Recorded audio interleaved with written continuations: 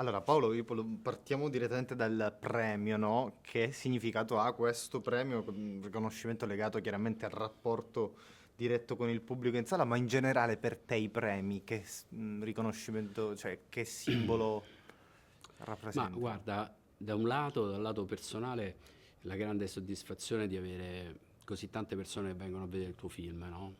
Se facciamo questo lavoro, sicuramente è per tanti motivi, ma poi il fine ultimo è raccontare una storia e per raccontare una storia ci deve essere qualcuno che la sta a ascoltare, altrimenti non ha senso.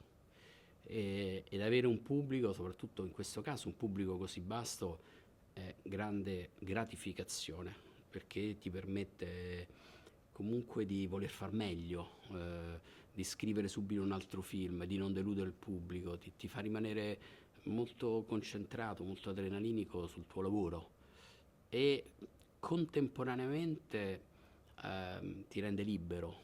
Mm, Quando fai un successo sei più libero di fare quello che vuoi, lo dico fuori dai denti, perché i produttori si fidano di te, perché i distributori si fidano di te e quindi hai anche una responsabilità, perché più o meno puoi portare qualunque idea.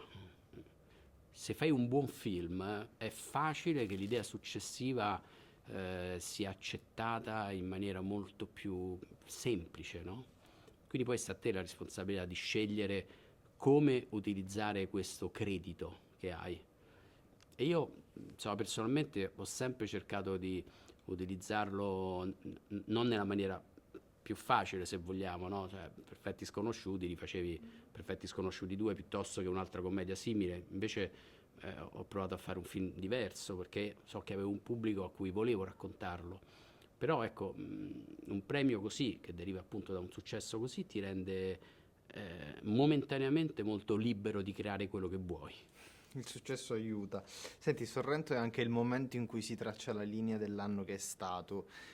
Per te che anno è stato, sia come spettatore che ovviamente come regista, immagino, l'hai appena detto.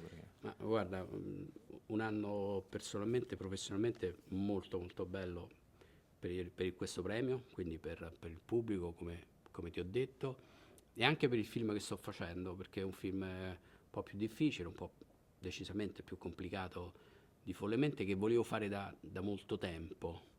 Quindi nello stesso anno sto realizzando un mio grande desiderio, questa storia che si chiama Il rumore delle cose nuove, e contemporaneamente una commedia di successo. E io non facevo una commedia da 8 anni, quindi insomma tornare alla commedia e fare un buon successo è molto gratificante.